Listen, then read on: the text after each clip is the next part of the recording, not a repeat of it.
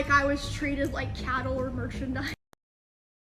Well, And I hate to break it to you, but you kind of are.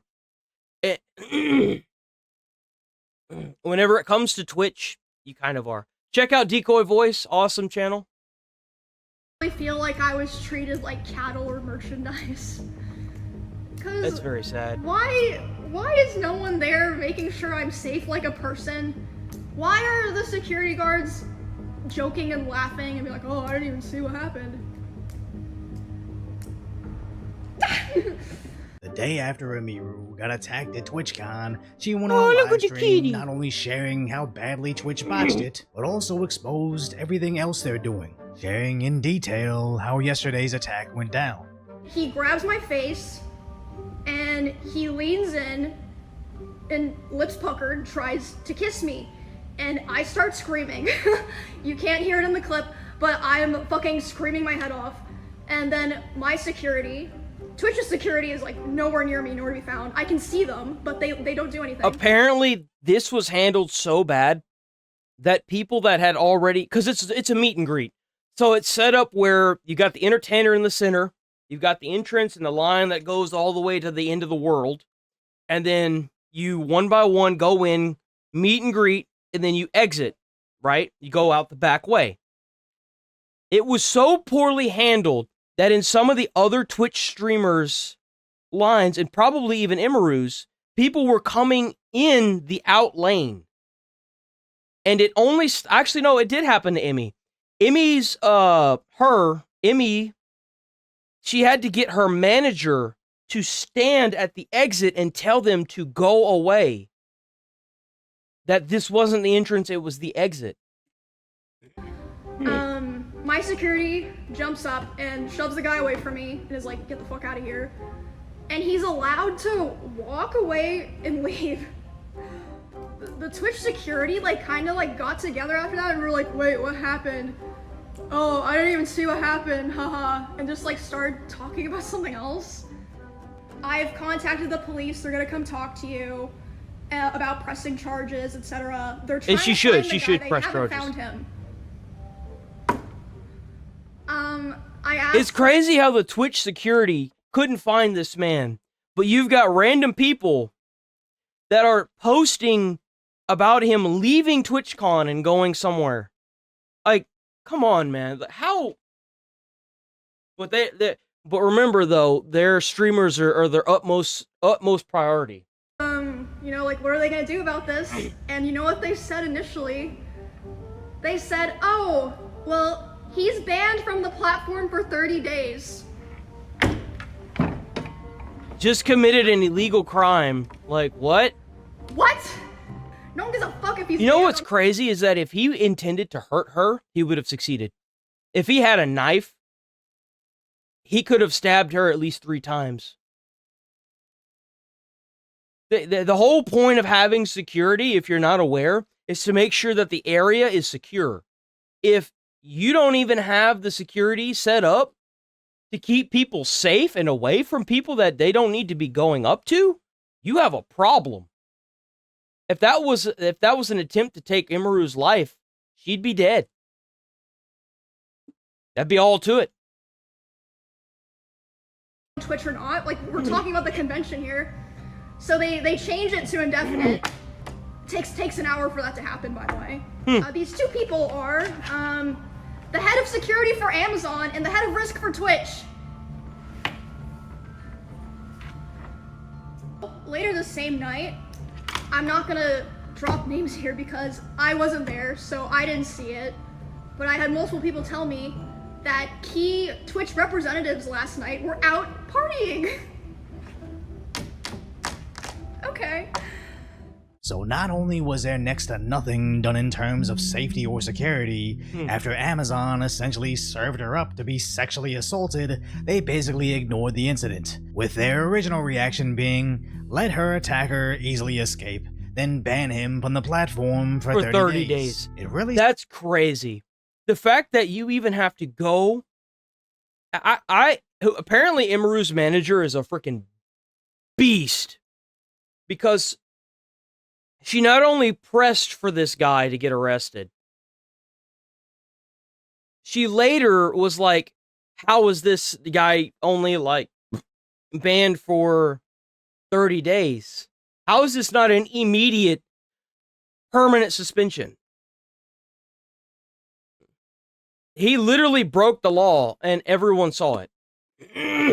Sounds like Amazon is just handing out free passes to attack their creators. Oh, and by the way, these guys are so keen on making sure that they are seen in a certain light that they are now removing some content creators from talking about Hassan, and they are banning certain emojis in chats because of Hassan. All those optics, man. As their conventions only happen once a year at different venues with essentially zero security, I don't really see anything that stops them from attacking them, then coming back next year to do it again. Worse yet, communicating to other customers of Twitch, this is something they'll likely look the other way for. The security guard who pushes the guy away is my security. The woman who pulls me to the back, my manager. If you're a small streamer and you don't have those resources, or someone in your line's not filming... Yeah, it all kind of falls down to... Like, a lot of people didn't go to... Like, Asmongold and Hassan even didn't go to TwitchCon because there's a lot of, like, bad people that want to hurt them. And if this had been either one of them two, they'd have a dead streamer on their hands. And they'd have a way bigger problem. They would. If someone could walk up and try to do this to Emiru, think about the opposite side of this. What if it was a political streamer who was about to be assassinated on your stage, and you guys just allowed it? Come on. What the fuck do you do? No one would have known. Like, Exactly. It's actually fucking insane. I'm genuinely angry. And she has every right to be angry. And to be quite frank, she should sue Twitch. She's within every reason to sue Twitch. You know why? False advertisement. They advertised that TwitchCon was supposed to be incredibly safe for its streamers. And Twitch security failed her. And she's not the only one. If I'm being quite frank, they should file a class action lawsuit.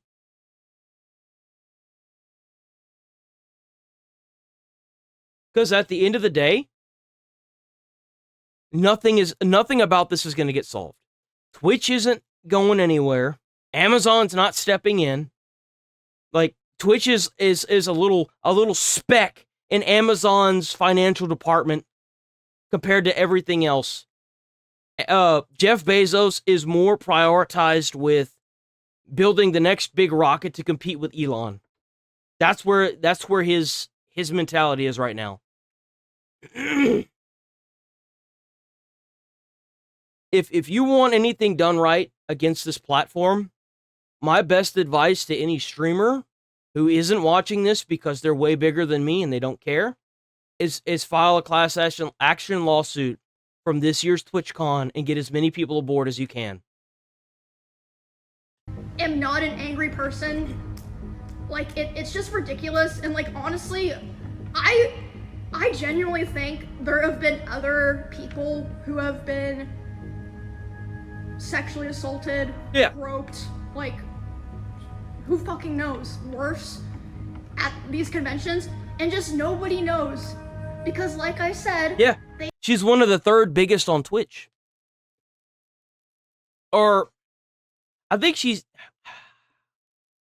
Asmon said she was top 3. I'm not gonna lie, I think she's in the top 50% of Twitch.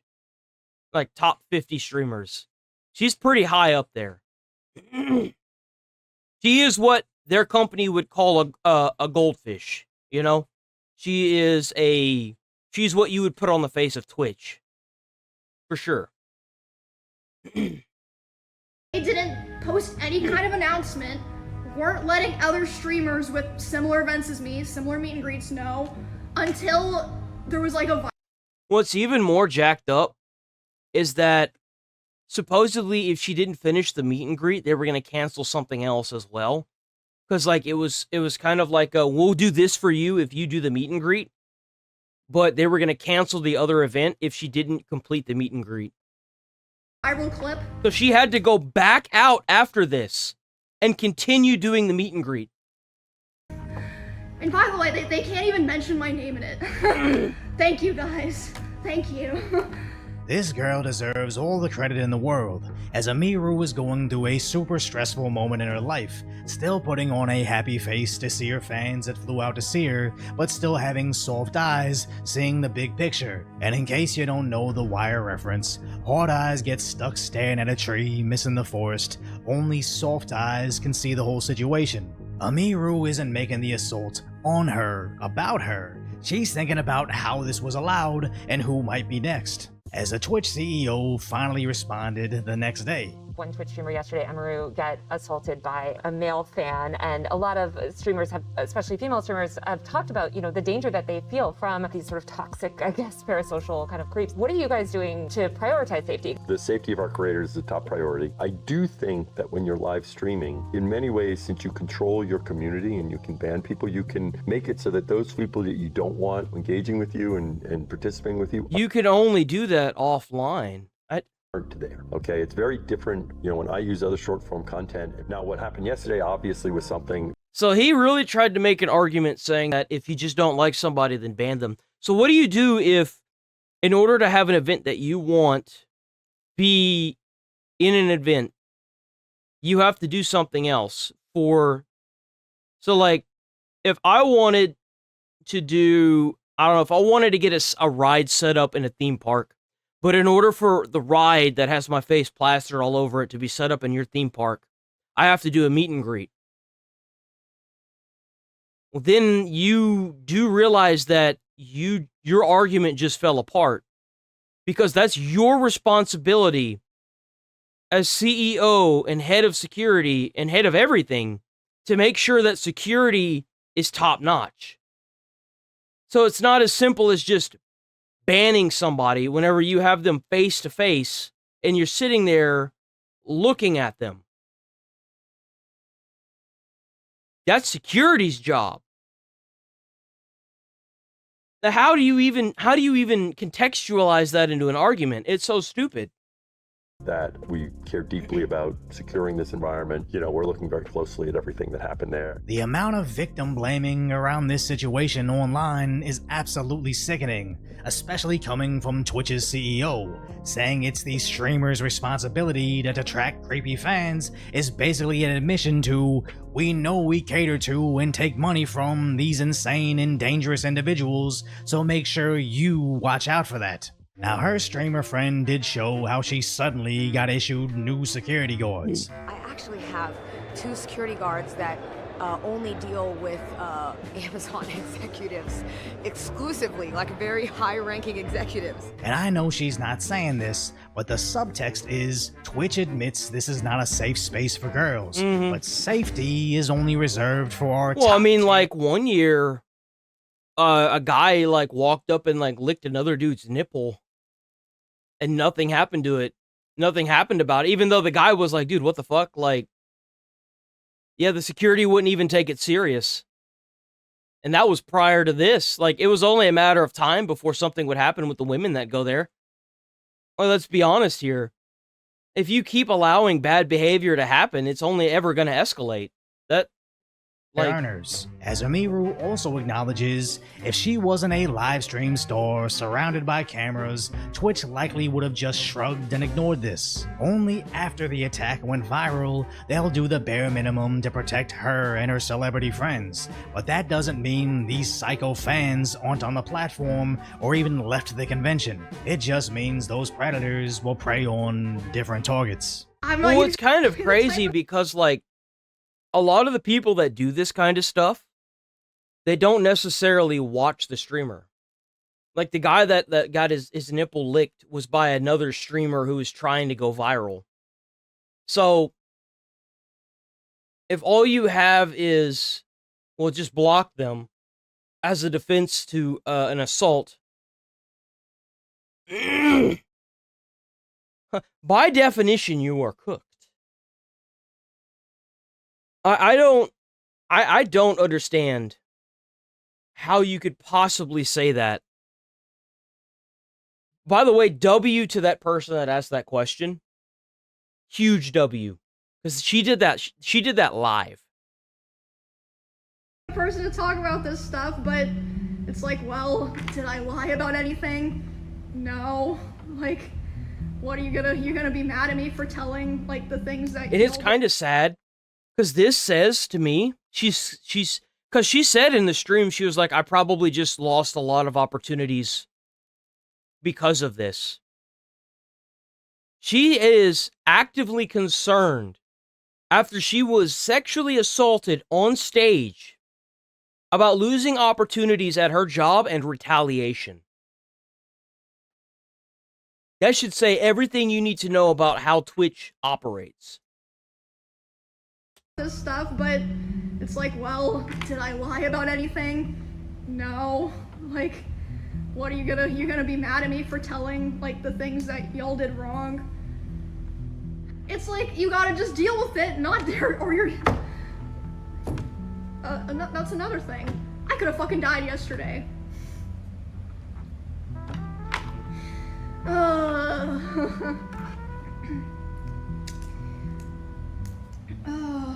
I don't know this girl, but I genuinely hope she gets help through this, as this was a 48-minute live stream that I'd significantly trimmed down, and it's filled with moments just like that. As you can tell that whenever she's talking, she's angry, but she's really trying not to let it out. She's really trying. And the thing is that whenever you go to your employer, because let's be honest here with ourselves, because I'm sick of the mirrors and the smoking, smoke screens. YouTube, Twitch, Kick, Rumble, whatever. It's a goddamn job. It's a goddamn job. It is a job. You are getting paid by your employer. If you are scared to say something in fear of retaliation, there is a huge problem at Twitch. Huge problem. Because that makes me wonder if she's heard of other people losing opportunities because they said something and it was true about Twitch. And that's how they ended up going from the platform's biggest streamer to mid. XQC, Asmongold. They don't even show Asmongold on the front of anything. They haven't in months. Hell, even maybe years. Because they don't like him. They do not like him. Spoken about when a guy tried to stab me back at my old job.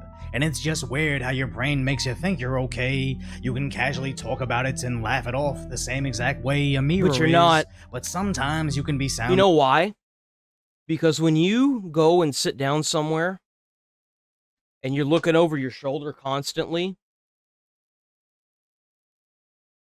you're not okay. You're not. You're far from it. Sleep and will just randomly wake up at 3 a.m. in the morning, adrenaline pumping, almost ready to go for a sprint, already sweating, because near-death experiences can leave lasting damage not even you know you have, and it's really hard to get past that when you're still stuck in the brave face for your friends phase. Any person can be walking on the street and get assaulted. Like, yeah, it's fucking horrible. It's fucking horrible. But why do I have to? It makes it worse when everyone knows who you are. Because if they actively wanted to do that at TwitchCon, they could. And they did. That's the scary part. Worry about that happening at the convention for the place that I work. Because a lot of these tickets are sold via meet and greets, like what I was doing. And I really feel like I was treated like cattle or merchandise. You are. every employee that works at any business is cattle. To give you an idea, Emiru makes probably a lot of money. She was able to spend $10,000 in personal security. And I guarantee you, with whatever $10,000 she spent on personal security, Twitch makes almost triple the amount what she would. Twitch probably makes off of somebody like Emiru, who is able to monetize her content, a good amount of money. We're talking, for every $1,000 she gets, Twitch either gets double or triple on ad revenue. And they pay them so low. Why is no one there making sure I'm safe like a person? Why are the security guards joking and laughing and be like, oh, I didn't even see what happened?